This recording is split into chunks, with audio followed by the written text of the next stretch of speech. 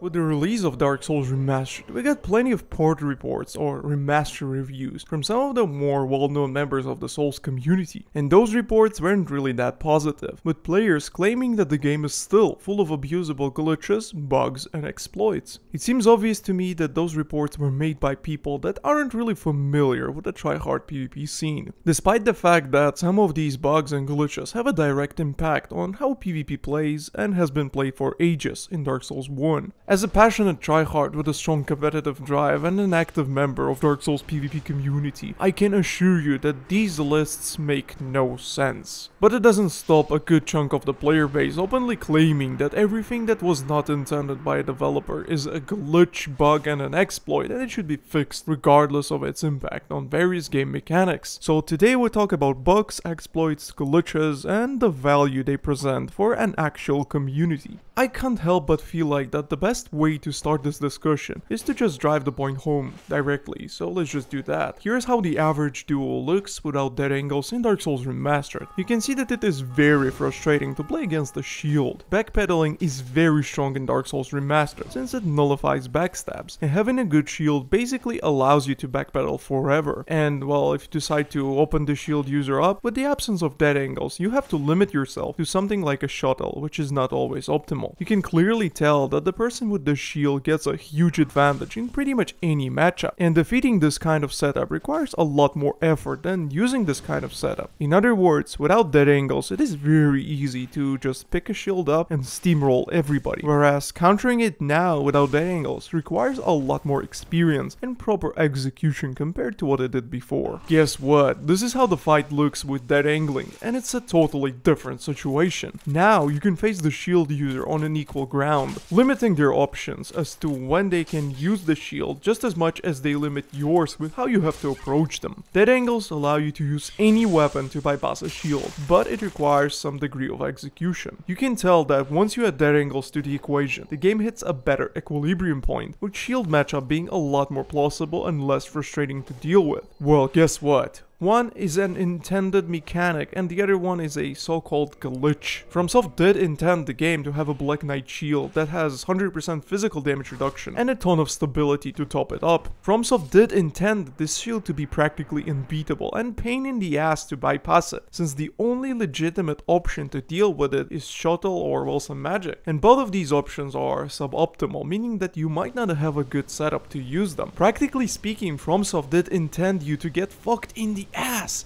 the moment you get to face a good shield user. However, once you add the dead angling tech to the equation, the natural retardation of Black Knight's shield being practically unbeatable gets sort of countered by it, and can be countered by it on any setup with any weapon. So if something, not only the unintended so-called glitch mechanic adds real depth to the game by giving you a different additional option, it also balances it out. So instead of being raped by a random kid with a shield because it's so damn strong, you had a universal option to fight them back. An option that was as powerful as using the shield itself was. I said had because dead angles are no longer in the game, and guess what? I'm pretty sure that plenty of tournament organizers are gonna be considering the shield ban for the upcoming tournaments, because now shields are even stronger than they were before, just like FromSoft have intended. So by its natural design, shields are meant to be absurd, unbeatable, and well cancer. It takes practically no skill to equip a shield and backpedal, but now, to counter it you have to bust your ass off, since there's no more dead angling in the game. The very same concept applies to pretty much every other piece of tech. Let's take toggle escapes for example. Without it, just like the developer has intended, taking a hit from something like Murakumo and being stunned by it equals to death, since it has an infinite stun lock. However, given the toggle escape potential, you can be cool and skillful, tap the D-pad at the right moment and save yourself from that ugly fate. And again, it's the same deal. Infinite stun locks are an intended mechanic. Toggle escape,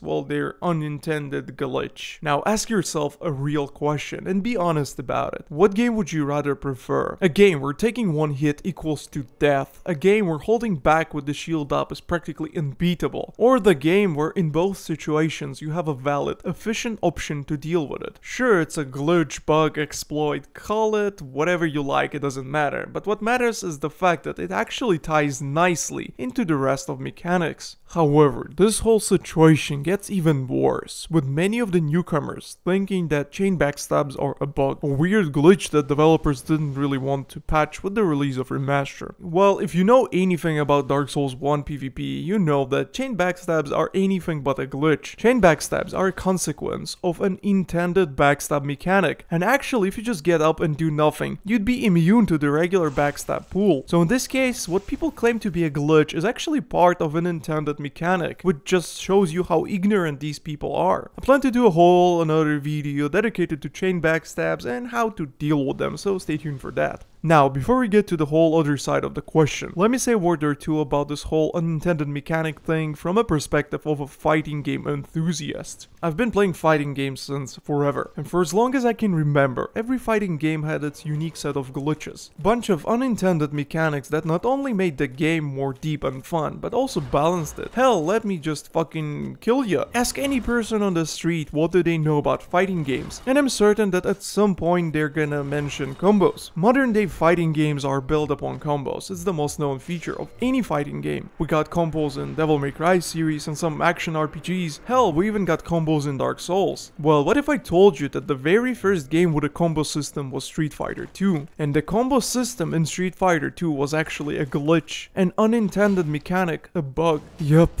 that's right. The fighting game world as we know it right now is built upon a glitch. Tekken, probably the next most popular fighting game after Street Fighter, has the same kind of a deal going on, with one of the most useful and most used techniques, the backdash cancel, being in the game by mistake. Without the backdash cancelling, modern day Tekken couldn't exist, but it originated as a glitch, a bug, and an exploit. And guess what? Those communities embrace these things, accept them as a very real and effective way to expand the toolset and balance the game out. And if you take a look at the history, even the developers, given some time, accept some of these unintended mechanics, the so-called glitches, and implement them on purpose for the next installments. Obviously, you can make an argument that not every glitch is beneficial, and that's completely true, but most of them can be used in a meaningful way to expand your toolset, which is something that a game like Dark Souls really needs. I can already see people going, oh well, you talk from the try-hard PvP point of view,